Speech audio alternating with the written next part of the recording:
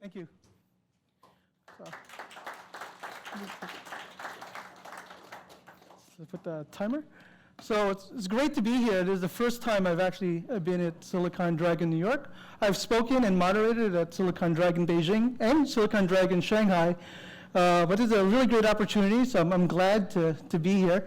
And it's glad to meet the community of the financial advisors and legal people here in New York. So really, I've just recently moved back to New York. I'm from New Jersey, but I've been living abroad for 18 years, so I'm going through culture shock as well as jet lag at this point. I really just came back last Wednesday. And Rebecca asked me to sort of give an overview of what's happening in China.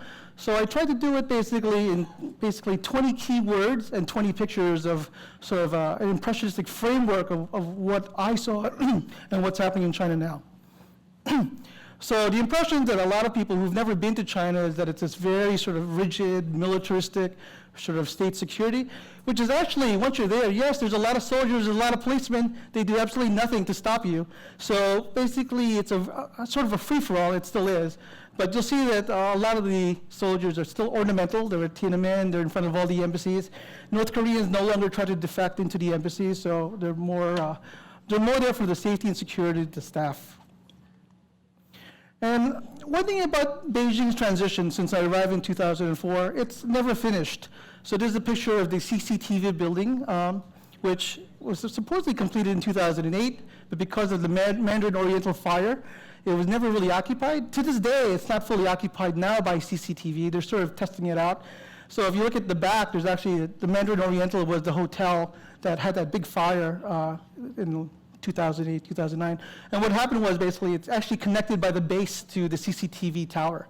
So they had to rebuild the hotel before they could occupy the CCTV tower itself. But it's an ongoing process and it's continuing to be constructed.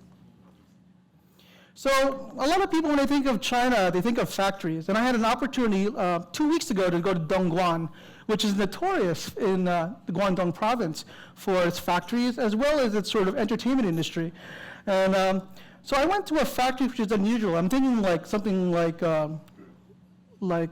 computer parts or something. This factory actually makes customized stuffed animals. The founders are from Kentucky, and they built the factory maybe 4 or 5 years ago to essentially make customized stuffed animal versions of your pets that died. You know, each one costs $250.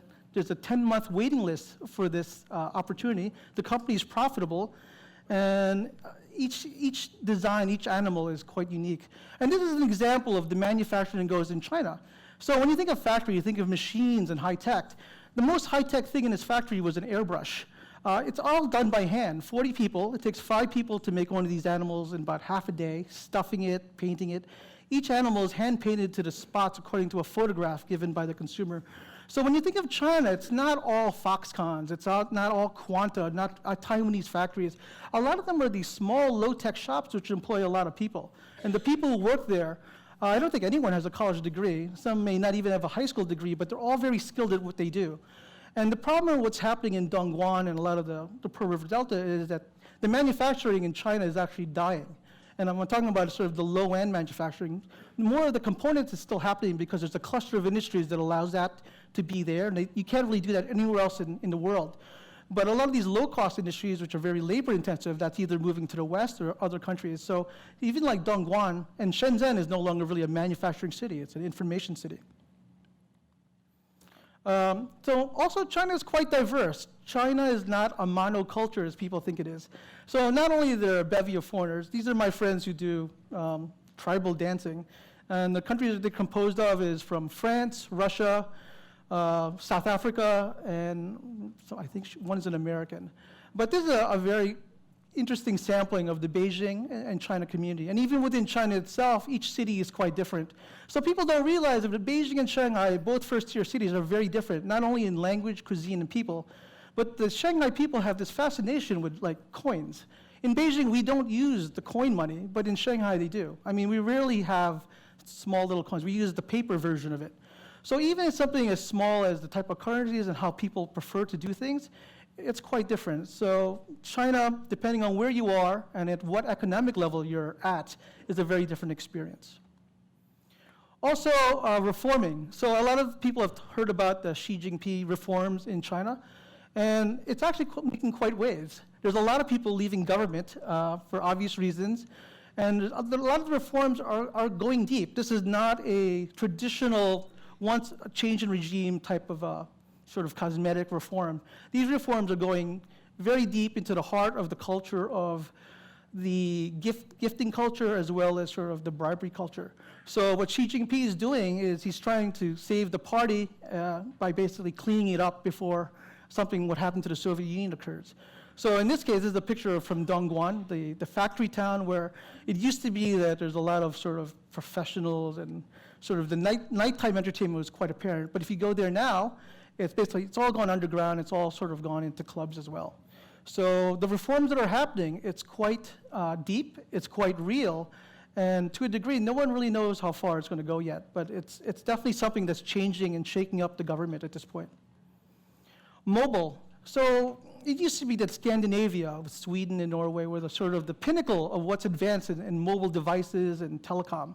That's no longer true. China is now a mobile-oriented country. It's sort of leapfrog desktops, because a lot of people can't afford desktops or even laptops, but everyone can approve basically smartphones, whether it's a Xiaomi or a Huawei, and this allows them internet access and basically the functionality of a computer. But not only that, but things like mobile payments, mobile ordering, mobile sort of lookup of what they call O2O, online to offline, is all done on mobile. And in fact, one of the things that I've been following, so what I do is I kind of work for Deutsche Bank, and I work for one of their clients in South Africa who happens to own a very large portion of a big Chinese company. And that Chinese company has an application called WeChat, which is basically one of the most advanced mobile applications, both in functionality and also reach that one can see. It's not so common in the US, but if you compare it to WhatsApp or Snapchat or even Facebook Messenger, it is by far 3 times better and 3 times more functional than anything we see in the United States. And all this is integrated vertically within the community of basically buying, shopping, living, planning in China. So China is a very complex place, as I mentioned. So what you see on the surface, like this is an example of a cosplay subgroup in Beijing.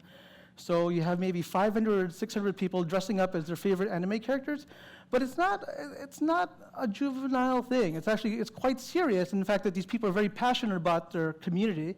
They're not children, they're actually like young adults in the ages of 20 to 30.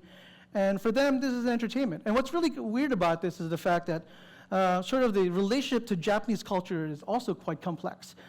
On one set of aspects, people are very anti-Japanese because of the islands and a lot of the sort of the past history of the war. But another aspect, people love Japanese culture. They love Japanese food, they love Japanese games. And so it might be a generational thing. So what you may be hearing in the news about sentiments about Japan may not actually be how people really feel about it. It's divided. So China, depending on how old you are, it depends on how digitally savvy you are. If you're above 40, you probably rarely use the internet and you're still probably using a feature phone. If you're under 30, your whole world revolves around your mobile device. Everything from going to a movie to ordering to finding reviews is all done on mobile. And this digital divide is growing more and more larger. So the funny thing is about China is that if you go to online banking, it's quite efficient. Everything can be done online banking. You can buy stocks, whatever. But if you go to offline banking, you're like from the 1970s of waiting online. There's little spectacles, so you can basically put it on so you can read your documents, and everyone makes 7 copies of everything. So China, in one way, online, very advanced. Offline, it's still pretty primitive. And you looked at the GDP numbers for China for the last quarter. Yes, it's slowing. Manufacturing is dying. Manufacturing in Dongguan is dying, also in the Pearl River Delta. But that doesn't mean that the economy itself is slowing down. It's slowing down, but it's also transforming. And I don't think they have the proper tools yet to sort of capture or evaluate this new information economy that China is transitioning to. I mean, a lot of their economic indicators are meant for basically heavy industry manufacturing. And yes, that's going away. But the sort of lighter industry, the intellectual property industry, is growing. So the new China actually pays for videos on Tudo and Youcom. Intellectual property is being respected more and more, and people are beginning to license things. And yes, China is still growing. The property market has been sort of a little bit stable this year, and it may be growing. When they say that it's basically falling, it's falling from its usually high double-digit growth, and it's a much more sustainable growth. So yes, you know, when people say that China is sort of like, it's maybe stagnant, you can still see a lot of construction. It's just that the construction's a lot slower. And tiered. So the funny thing about China is that the markets are so different from a first tier to a second tier city that companies like VIP Shop, which basically allows flash mob sales from one part of China to another, can exist because the experience of living in a second or third tier city is so different than a first tier city. I'm from Beijing, and when I visited Dongguan, which is a third tier city, I was quite amazed that there wasn't a single fast food, and a lot of things that I took for granted in Beijing just don't exist, even in a very sort of rich city like Dongguan. Wenzhou has the highest GDP per capita, but it's still considered third tier. So even among a lot of the local Chinese, they may be living in China for all their lives, but they've never been to a factory town, which is a very different experience. So this is actually my friend. She would be characterized as a Fuerdai. So her father basically acquired the rights to the Saab name. But unlike other Fuerdai, she's actually a very nice person, and she's actually quite talented, and she's pretty low-key about her wealth. But China is very different based on generations. So in the US, we consider generation spans of 35 years. In China, the generations go down to micro-generations of 5 years. So the 90s generation basically distrust the 80s generation and vice versa. But now the 1000 generation, the 00 generation is basically distrusted by everyone. And even within that generation, every 3 or 4 years, they do sort of a generational jump where the kids who graduated in 2010 really do not understand or trust the kids who graduated in 2005. So in a lot of the elite universities and schools, the generational difference, along with the digital divide, is quite pronounced. You have a portion of these kids who are like very well informed, from very good schools. They're very savvy about everything, including what happened in the past with Tiananmen. They're very well educated. And then you have another portion of kids, maybe from the rural parts, who know nothing of even what's happening in Beijing.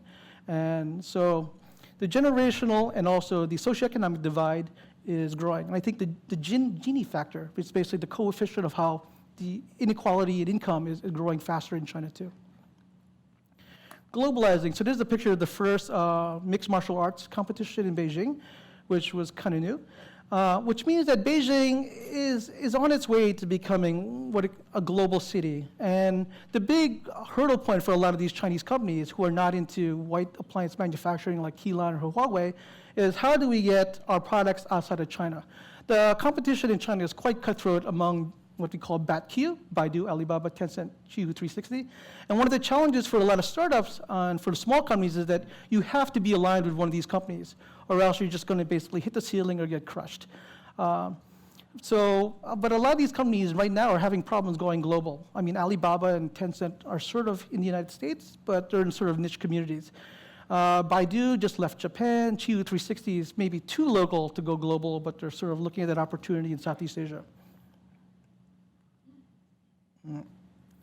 The population of China is aging, and this is actually one of the biggest problems, is that China in about 10 years will have the demographic profile of Japan without the socio-economic sort of system of having retirement plans and social security. So this is a plan which may be inevitable and unreversible at this point because of the one-child policy, is that there'll be so many old people in China in the next 20 or 30 years, but a very, very small portion of the people who are young and earning income. So this could be a potential healthcare, financial planning, as well as educational problem as well. So I'm not sure if they've really thought this one out. Futuristic. So when I was also in Dongguan, I got to visit my friend who builds drones. So I don't know if you guys follow DJI. It's one of the #1 drone companies in the world. So this is probably the Apple computer of drones. And whether we like it or not, whatever the governments regulate the use of drones by consumers, drones are here to stay. And if you ever played one, you'll see actually how functional they are in terms of transportation as well as for video or surveillance. And that right now we hear a lot about drones in the US, but really most of the drones, the smaller drones, are going to be made in China. How are we doing for time? Okay. So this is Ray Kurzweil. He happened to be in Beijing to speak about his research and what he's doing in biotech. He runs a VC fund. So China is already in the world. So when I talked about globalization of companies going around the world, that's a little bit difficult for Chinese companies. But Chinese people are just everywhere. I mean, if you go to Africa, a lot of the entrepreneurs in Africa are Chinese entrepreneurs. In Southeast Asia, they're investing in real estate in the United States and in Europe. So China is nearer than you think. And a lot of people don't realize how already integrated we are with the Chinese economy, not just in sort of the bonds and things that China holds, but also the manufacturing cluster base. Basically, if Guangdong just stopped manufacturing, we have nowhere to get components. Taiwan doesn't have those type of factories anymore. So in some ways, the relationship between the US and China will become more interdependent just because we've specialized to a certain degree. And this is kind of hard, is that I think that the most capitalist country right now in the world is China. Everything is about advertising and branding, and everything is about the use of capital. The most smallest piece of real estate is used to sell a shop or something. So it's a very weird form of social capitalism in that, yes, capital is very large, but people still believe in sort of the social economic benefits of having socialized healthcare and so forth. But deep down, I don't think people really believe that that's going to be there for a long time. A little bit like Americans in Social Security.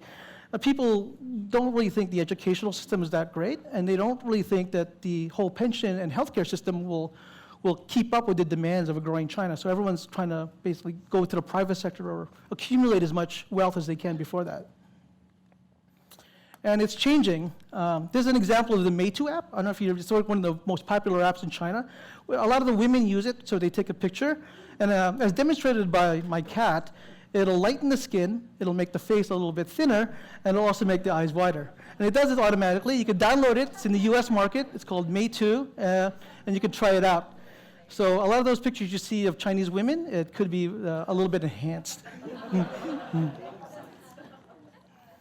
And it's, actually I spelled, it's not iterative, it's iterative. And what that means is that China makes a lot of mistakes. It makes products which are terrible in version 1, but the iterative cycle of basically learning is quite fast. So, I've worked with software development teams at Microsoft, Silicon Valley in India, and Chinese teams. Chinese teams, when they make the version 1, it's terrible. It's buggy, it's spaghetti code, but they'll look at the feedback and they'll fix it. They'll fix it really quickly. And so a Chinese team can work maybe 2 or 3 times faster than a Silicon Valley team. The quality is less, but the iteration is what counts, is they're able to improve from their mistakes. And the joke was, how do you make a Chinese team work faster? And I learned this by telling that the Indian team can do it better. And then the Chinese team will work hard to get it done. And it's adapting. So in closing, all these pictures were taken really within the last 3 weeks. So before I left, it was historical that Ai Weiwei, sort of a very famous artist in China, was able to do his first solo exhibition in Beijing, or in China at all. Because only a few years ago, this man was under what is house arrest for his criticism of the government. But now, I guess Ai Weiwei and the government have come to an agreement where basically he's allowed to basically show his artwork. And there was one sort of adaptation that he did do, is that they asked him if he could start his exhibit on June 10 and not before June 4th. And the reason why, because the Tiananmen Memorial is on June 4th, and they didn't want that to be sort of a focal point for protests. So Ai Weiwei said yes. And that's an example of how he, as well as the Chinese government, is adapting to trying to move forward. And so with that, I conclude this very fast presentation. So thank you. Thank you.